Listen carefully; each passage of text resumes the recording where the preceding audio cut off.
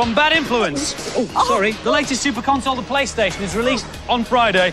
We'll give you a full rundown on the machine, including this great new skateboard controller, which I suggest you use instead of the real thing, Andy. No, I'm definitely getting it, Sonya. I'm definitely getting it. Our main review is one of the launch games, Wipeout. And as if that wasn't dangerous enough, we'll be looking at ways to personalise Doom to create your own version of the ever-popular shoot-'em-up. Oh, on the computer, Andy, on the computer. And our games expert, Violet Berlin, visits the birthplace of the first ever video game. But first, on Friday, you'll finally be able to get your hands on the PlayStation. Yes. Never mind the hype. We know it's the latest super console to be released in the United Kingdom, but what do you actually get for your £300? Well, the good news is that you'll get one of the most compact consoles around. It's about half the size of the bulky Saturn, and it's £100 cheaper. You will get one of these stylish controllers. In fact, the UK joypads are going to be 18% bigger than their Japanese equivalents. Perhaps we have larger hands over here. You'll get all the leads and all the packing and all the periphery, but you won't actually get any games. The PlayStation does come with a demo disc which contains one playable level of our main review this week, Wipeout, and a couple of other demos, but nothing else. So to whet your appetite, we've rounded up 3 of the funkiest games you've never seen that'll be out later this year. This one's called Warhawk. It's a flight sim where you enter into ferocious air-to-air and air-to-ground skirmishes with all the latest high-tech weaponry in fully rendered 3D environments. But if you prefer your feet to stay on the ground, hack your way through one of the most detailed worlds ever created by a computer in Loaded. When it's finished, this game's gore rating may only be surpassed by the body count. No console lineup is complete without a football game, and Actua Soccer is one of the most realistic ever. Real footballers' movements were incorporated into the game, and the resulting animation is totally lifelike. But the best thing about the PlayStation will be all the funky peripherals that you'll be able to plug into it. Things like this giant skateboard, which works with a disc called Extreme Games. In it, players can roller skate, roller blade, roller anything, really, in a frantic dash to the finish. This is Andrea, who's going to demonstrate it for us. To make her character go forward, she stands right on the front of the board. And to make a character jump up or do tricks, you can kick the fishtail at the back. And then to steer is like a real board. You rock the board to the left or to the right. So, what do you think? I think it's a really good game. It's a lot harder to steer than a normal skateboard, but you've got the advantage that you're not going to fall off. Which means it's a good one for me. Come on. I was born to skate. Yes! Whoa! Born to skate. The gnarly Andy Crane there. This week's main review is one of the first games available for the PlayStation, Wipeout. The game puts you at the controls of a hovering, futuristic racecraft. It's a race to the finish against 7 opponents, and the best way to get ahead is to shoot them. If you get bored of playing on your own and you know someone with another PlayStation, there is always a 2-player link-up mode. But is Wipeout a race leader? Here's Adam. This game is very fast and has incredible graphics, but when you first start, you'll probably spend too much time crashing to notice. The game has a choice of 6 tracks in 6 countries, and you can also choose from 4 vehicles and 8 drivers. An important part of the game is to pick up power-up icons, such as missiles, which will slow down enemies which would run, mines to slow down enemies from behind, speed-ups to allow you to turbo boost along the track, and shields like the vehicle in front just used to protect yourself from attack. When you first start playing this game, the steering is very hard and you will wobble all over the place, but with practice you'll soon get very good. One thing console owners won't be used to is the amount of time that this game takes to load off a CD. This is a very fast and stylish game. The main thing I didn't like was that you do need 2 PlayStations for the 2-player option, but overall it's very enjoyable. The graphics were amazing and the speed of the game made it really exciting, although I did find it quite difficult to control at first. The graphics are amazing, but I'd expect that from a Super Console, but the gameplay isn't that incredible. And the scores then, not a complete wipeout, an average 3 from the boys and 4 from the girls. So the boys give Wipeout an average 3, which goes to prove what we always say. It's the gameplay that counts, not shiny graphics. That was particularly true in the early days of computing, when the hardware wasn't capable of producing anything more than basic blobs on a screen. Here's Violet in a pilgrimage to the birthplace of video games, Silicon Valley in California. Everything has to start somewhere, no matter how big it gets in the end. The computer and video game industry is now worth billions of dollars. But this is where it all started. This is the Dutch Goose Tavern in Palo Alto, California. And it was here 22 years ago that a young guy called Nolan Bushnell walked in with a proposition. He asked the owner if he could install a brand new kind of game, a shoot-'em-up called Computer Space, which just happened to be the world's first video game. Back in the early 1970s, it was pinball that was a game to play, and it was the pinball players that Nolan thought would want to play his new game. But even though Computer Space was pretty basic by today's standards, the pinball wizard just couldn't get the hang of his newfangled video game. Nolan was way ahead of his time, and the game bombed. Nolan wasn't put off, and he set up a workshop in his daughter's bedroom. He vowed that his next game would be so simple a monkey could play it. And instead of building 500, he just built one. This time, he decided to test out his game first before going into production. He used this place, which used to be a bar called Andy Capp's Tavern. The game he invented was called Pong, a kind of tennis game played with a square ball. But after only one weekend, disaster struck. Nolan got a call to say his Pong machine had broken down. He drove over to Andy Capp's Tavern, desolate, wondering if he'd ever make a successful machine. But when he opened the cabinet up, he could see the fault straight away. The primitive coin mechanism had completely worn out, and the entire cabinet was totally flooded with quarters. Eventually, there was a Pong machine in every bar, university and street in America. Nolan started up his first company and decided to call it Atari. So why was the first video game invented in a small town in a valley in Northern California? To find the answer, I've come a few miles down the road to the Tech Museum in San Jose. When Nolan was dreaming about video games, this area around San Jose was at the centre of the fastest growing industry in the world, the computer industry. It was here they invented the silicon chip, and where, to this day, they produce over 80% of the world's supply. It became known as Silicon Valley. Silicon chips were revolutionary because, for the first time, it was possible to build a small computer that people could use at home. And just down the road lived a couple of techies who decided to do just that. This is the most famous garage in the world, a landmark site in computer history. Inside it, two teenagers built the world's first plug-in-and-go computer. They called their company Apple. Within 10 years, Apple were leading the world in personal computers. And those two teenagers, Steve Jobs and Steve Wozniak, were bosses of a major multinational company. The Apple II was the machine that really kicked off the home computer. For a start, you didn't have to build it yourself. But more importantly, you could actually buy pre-written software for it.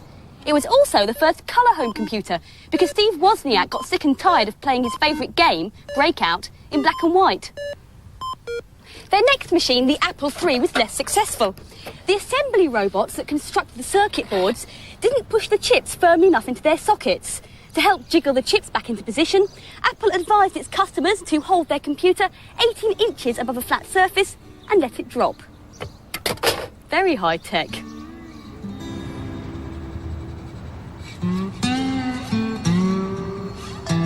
Today, the likes of Wozniak, Jobs and Bushnell are multi-millionaires, and the companies they started are massive, employing thousands of people. Computer and video games are now very big business, and the days of the adventurous lone techie building machines at home by torchlight are long gone. Kind of sad, really.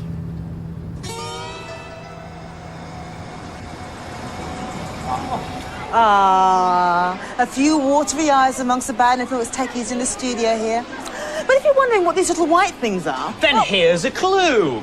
This building is the home of Apple in America. These little white things are actually sculptures on their lawn of the icons you'd see if you used a Macintosh computer. There's the hand, for example. There's the paintbrush look. Yeah, and I can just see the dog here in this corner. See, art and technology mix in San Francisco. Now, though, it's time for this week's news and previews. Out this week on CD-ROM is the sequel to last year's unusual PC hit Magic Carpet. Guess what it's called? Yup, Magic Carpet 2. This time it's an evil character called Vizsla who threatens your world. Vizsla has trapped your old master in the underworld, and you must rescue him on your trusty carpet, as you do. Trying to stop you are 7 of Vizsla's servants, each a powerful wizard.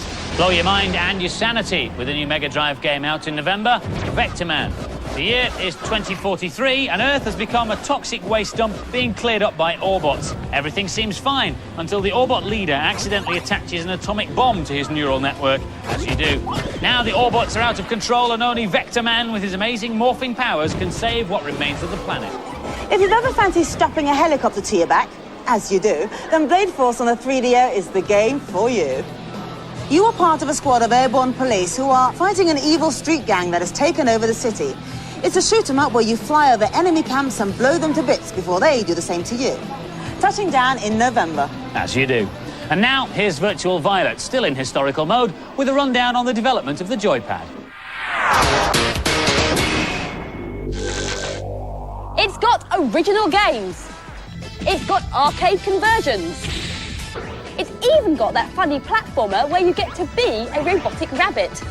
But one of the best things about the PlayStation has still got to be its joypad.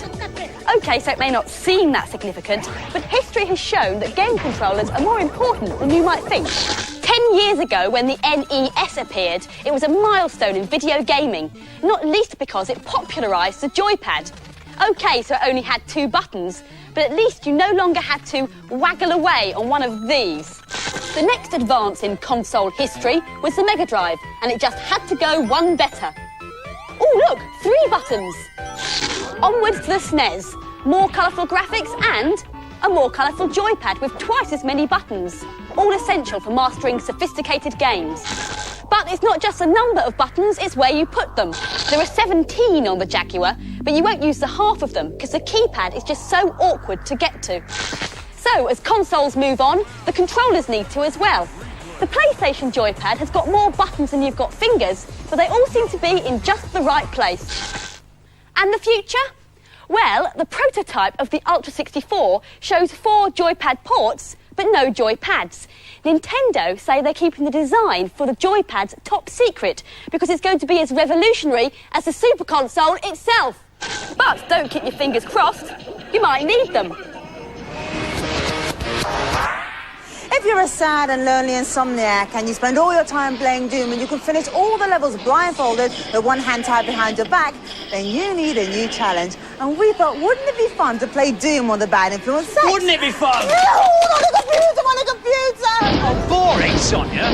We've created a level based on the Bad Influence set. And it's filled with digitised monsters of myself and Andy. And at the moment, they are crowding out the gallery, so we're going to have to blast our way out of here just to get down to the studio.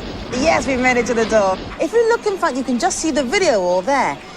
You can see the pods. To the left, there's the gantry. If we go round the gantry, I would be just about there on the platform, and you can see the stairs behind me. Now, a level like that needs to have a plan, and this is the Bad Influence set map. Now, obviously, a complex map like this will take 7 techies trained to empty pizza boxes several weeks to complete. So I'm going to make something a lot simpler, using what's known as a Doom editor. Now, what I've got here are basically 3 rooms which I can make into any size or shape that I wish. So if I just tap a corner here, I can pull this one out to create any different shape I want. Now, you want to see how that looks in the actual Doom set. This is what we end up with, our very basic couple of rooms. There's our rectangle there. We've got our little passageway, and then this is my triangular room at the bottom here. So how about I create a door? First of all, I have to isolate the area I want, and then if I just press automatic and door, I've created my door. And I want to make it a bit smaller. That's more like it. I want to change the carpet now in one of the rooms. I want to make it a bit brighter. There are hundreds of different styles and colours. I'll go for red. I want to put some stairs in. Right. I can put my staircase basically anywhere I want to go, so I'll put it in this top room here. Now I've got my decorations, I need to add some things like some monsters to fight against and some equipment to fight them with. And the beauty of this equipment is that you can just choose any kind of monster to fight against. Ah, we found the Cacodemon, right. So this is how I want to fight 3. So I'll put 3 Cacodemons in there. I need some weapons to defend myself when the door opens. Let's go for a weapon plasma rifle, that will do. And having got a plasma rifle, I need to have some energy cells. So let's see what it looks like now, actually on the Doom levels. Right, so let me go and first of all get my gun. that. Now I need my ammunition, and I'm ready to go. So, here goes nothing.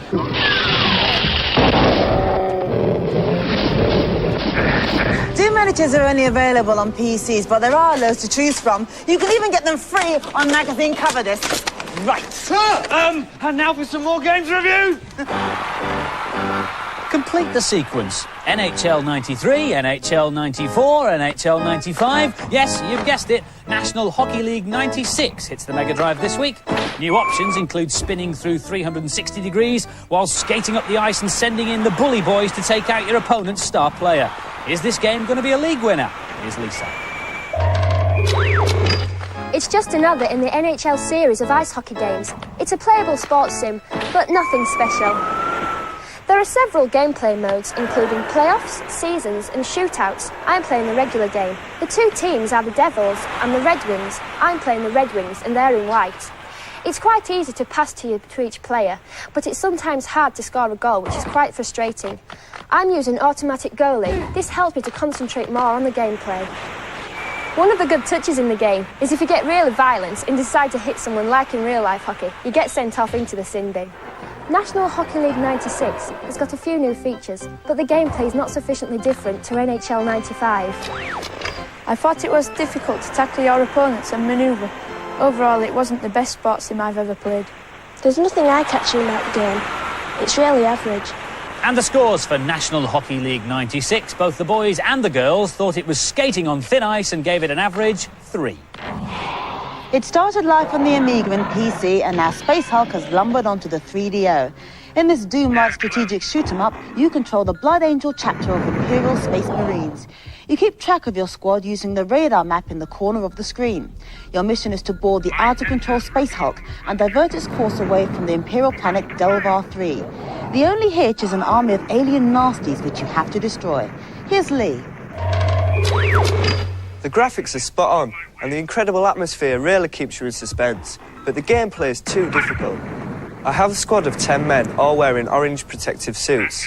I have to take control of them and position them on the map. Here are some of the aliens which have to be killed to complete the mission.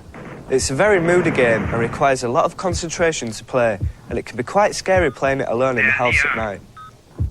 Technically, it's a great game, but I found there wasn't enough time to position my men before the aliens got me. This game is really action-packed, and because of the first-person perspective and the sound effects, it makes you feel as if you're really there.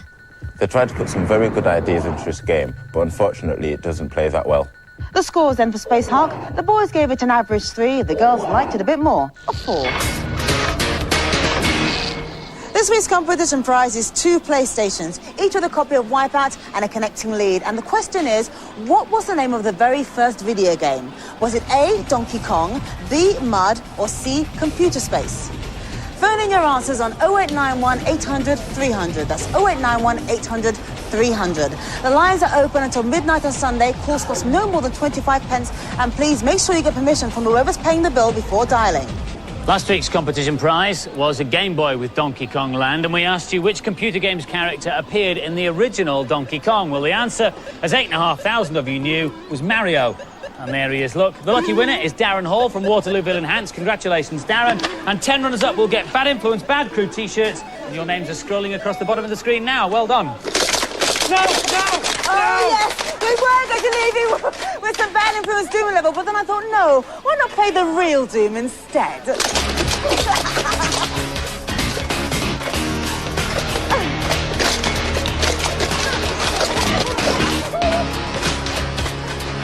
Sonya, yes!